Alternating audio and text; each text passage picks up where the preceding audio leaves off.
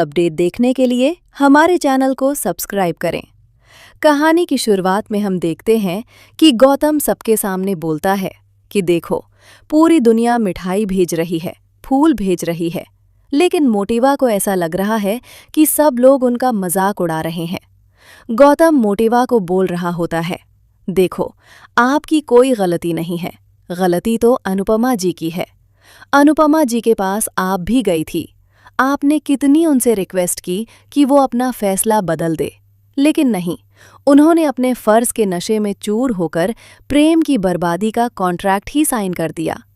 ऊपर से राही को ये भी नहीं पता है कि प्रेम कहाँ पर है, बेचारा किस हाल में होगा, कहाँ होगा, कुछ भी नहीं पता है। तभी यहाँ पर मीता बोलती है कि प्रेम इतना उसके बाद ही बाकी काम हो सकते थे, और कुछ रही कही कसर थी तो राही की मम्मी ने पूरी कर दी। अनिल बोलता है कि तुम इतने ही समझदार हो मीता, तो तुमने पहले ही बच्चों को ये बात क्यों नहीं बताई। मीता बोल रही होती है कि ये तो खुद को इनको समझना चाहिए, ये खुद समझदार हो गए हैं। मीता बोलती है, बा बोलती है ना कि मेरा राजा कुछ नहीं करता, कम से कम मेरा राजा कोई काम नहीं करता, तो वो प्रेम की तरह इतना बड़ा नुकसान भी नहीं करवाता। और बा आपको तो प्रेम पर पूरा भरोसा था और बोलती थी कि प्रेम कितना भी पैसा लगा दे, लेकिन वो 3 गुना पैसा वापस घर लेकर आएगा। लेकिन देखो, अब तो उसने नुकसान करवा दिया। इधर आही बोलती है कि मीता का कि रेस्टोरेंट जरूर खुलेगा, भले ही इसमें थोड़ा टाइम ना लग जाए। वो लोग फिर से लाइसेंस के लिए अप्लाई करेंगे। और गुस्सा करती है और बोलती है, नुकसान तो हो ही गया और बर्बाद भी हो गई, अरे रिंकू का सपना ही टूट गया।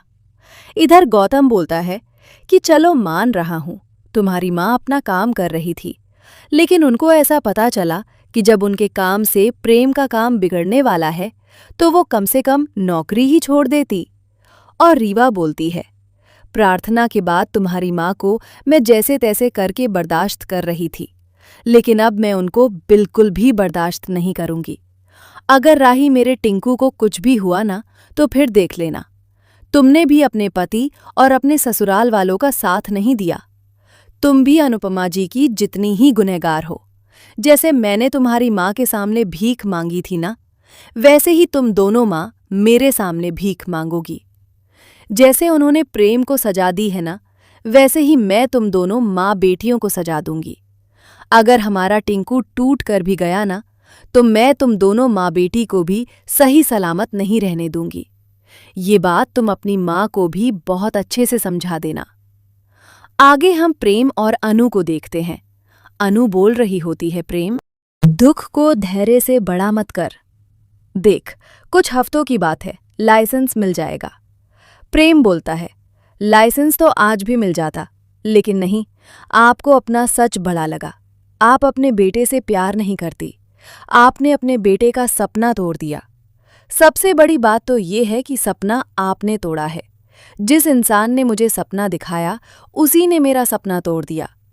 इस बार मैं अपने आप को साबित कर देता, लेकिन नहीं, ये सब कुछ नहीं हो पाया, सिर्फ आपकी वजह से मम्मी। प्रेम बोलता है, मम्मी आपको मेरे सर पर हाथ रखना चाहिए था, लेकिन नहीं, आपने तो मुझे थप्पड़ ही मार दिया। प्रेम टूट कर बैठ जाता है। अनु बोलती है, प्रेम बेटा, ऐसा मत कर, तू जानता है मेरे लिए तू क्या मायने रखता है, तूने मेरी बेटी को मुझे फिर से मिलवा दिया। अनु बोलती है, ऐसे उदास मत हो, कुछ हफ्तों की बात है, 1-2 महीने के अंदर तुम्हें तुम्हारा लाइसेंस मिल ही जाएगा, तुम फिर से रिप्लाई कर सकते हो, तुम्हारा सपना सच होगा। प्रेम बोलता है, होगा सपना, सच होगा, लेकिन दाग लगा हुआ होगा, और जो दाग आपने लगाया है मम्मी। आगे हम राही को देखते हैं।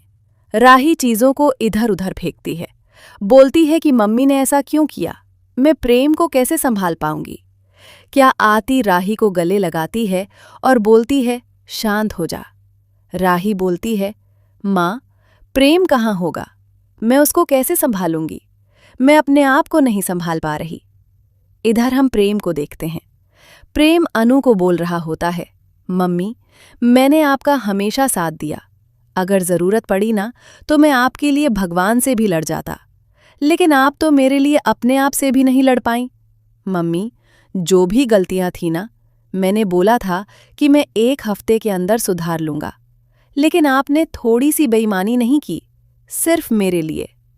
अनु बोलती है, मैं जो कर सकती थी मैंने किया। मैंने कंपनी वालों से बात की। मैंने उनको बोला कि वो 1 हफ्ते की मोहलत और दे दे। प्रेम बोलता है, लेकिन फिर भी आप कुछ भी नहीं कर पाईं। प्रेम अपने आंसुओं को पोंछता है, अनु के सामने हाथ जोड़ता है और बोलता है कि मेरे यहाँ बुलाने पर आप यहाँ पर आईं, उसके लिए आपका धन्यवाद। जाने से पहले आप एक और काम कर दीजिएगा। प्रेम अनु का आशीर्वाद लेता है और बोलता है कि शायद हो सकता है कि इसके बाद हम आपसे कभी ना मिले। अनु बोलती है, प्रेम सही का साथ देने की, सच का साथ देने की इतनी बड़ी सजा? प्रेम बोलता है, नहीं, ये सजा बेटे का साथ ना देने की है। प्रेम ये बोलकर वहां से चला जाता है। अनु वहीं बैठ जाती है और रोने लग जाती है। आगे हम राही को देखते हैं, जो प्रेम के पास बार बार कॉल करती है। वो देखती है कि प्रेम घर आ गया है। राही दौड़कर प्रेम के पास जाती है, उसको गले लगा लेती है। वो बोलती है कि थैंक गॉड तुम यहाँ पर आ गए। प्रेम, तुम बिल्कुल फिक्र मत करो, कुछ दिनों की बात है, हम दोनों मिलकर सब कुछ ठीक कर देंगे। कोम बोलता है, राही ये बातें कहने में काफी आसान है, लेकिन पति को ये सुनना पड़ता है तो कान से खून निकल आता है। प्रेम, इस बार मुझे सच में तेरे लिए बहुत ज्यादा बुरा लग रहा है। देख, तेरी हालत भी मेरे जैसी ही है। ये राही तुझे अपना कंपटीशन मानती है, तभी तो इसने अपने बॉस से बात कर ली और अपनी जगह अपनी मम्मी को भेज दिया और अपनी मम्मी से ये काम करवा दिया। इसने ये सब कुछ इसलिए किया ताकि ये तुझे बर्बाद कर सकते हैं। माही भी तो सेम ही मेरे साथ कर रही है। और वैसे भी एक ही घर की बेटियां हैं, जो माँ सिखाएगी वही ये लोग करेंगी। राही बोलती है कि गौतम तुम चुप रहो। कैदी को गुस्सा आता है। वो बोलती है कि गौतम तुम अपनी बकवास को बंद करो। पहले तुमने प्रार्थना के साथ कितना कुछ गलत किया, फिर तुमने माही के साथ गलत किया, और अब तुम प्रांजी को हम लोगों से दूर करना चाहते हो। अगर तुमने मेरे बेटे को भड़काने की कोशिश की ना, तो मैं तुम्हारा वो हाल करूंगी तुमने सोचा भी नहीं होगा। अनी बोलता है कि गौतम ये मत सोचना कि भाभी इस घर में अकेली है। इस घर में और भी बहुत सारे लोग हैं जो तुम्हारा सच जानते हैं। राही प्रेम को बोलती है, प्रेम, कुछ दिनों की बात है, तुम बस सारा का सारा काम अच्छे से देख लेना ताकि इस बार कोई भी गलती ना हो। इधर मीता बोलती है कि हाँ, वैसे भी प्रेम, तुम कौन सा काम करते रहते हो, घर पर ही तो रहते हो, 1-2 महीने और घर पर रह जाना। इधर अनिल बोलता है, मीता तुम चुप रहो। प्रेम बोलता है, आज काकी को कोई चुप नहीं कराएगा। वैसे भी काकी सच ही बोल रही हैं, मैं नालायक ही तो था और मैंने कभी कुछ नहीं कर पाया। राही बोलती है, प्रेम, तुम ऐसे हार नहीं मान सकते, तुम मंजिल के बहुत ज्यादा करीब हो। प्रेम बोलता है, मंजिल तक पहुंचने से पहले ही सांस टूट गई। राही, सपना पूरा होने से पहले ही मेरी हिम्मत टूट गई, क्योंकि मैं लूजर हूं, मैं बेचारा हूं। प्रेम बोलता है, मैं लूजर था और मैं लूजर ही हूं। वो मोटीबा के सामने हाथ जोड़ता है और बोलता है, सॉरी मोटीबा, मैं कोठारी परिवार पर लगा हुआ धब्बा हूं। वो बोल रहा होता है, मैंने आज तक कुछ नहीं किया, आगे भी मैं कुछ नहीं कर पाऊंगा, मैं लूजर हूं, सॉरी, मुझे माफ कर दीजिएगा। फिर वो बोलता है कि नहीं, आप लोग मुझे माफ मत कीजिएगा, सारी गलती मेरी ही तो है। प्रेम अपसेट होकर वहां से चला जाता है। आगे हम अनु को देखते हैं। उसको लगता है कि यहाँ कोई आया है। वो सोचती है प्रेम है। वो जैसे ही पीछे मुड़ती है तो अपने सामने प्रेरणा को देखती है। प्रेरणा बोलती है, आज यहाँ पर ओपनिंग होने वाली थी, लेकिन आपकी वजह से सब कुछ बेकार हो गया। किसी अपने ने ही हमारी पीठ में छुरा दिया। अनु बोलती है, मैंने कुछ भी नहीं किया ऐसा। प्रेरणा बोलती है कि जो लोग वादे करते हैं वो वादे तोड़ देते रहना, उसको छोरा बुक नहीं बोलते हैं।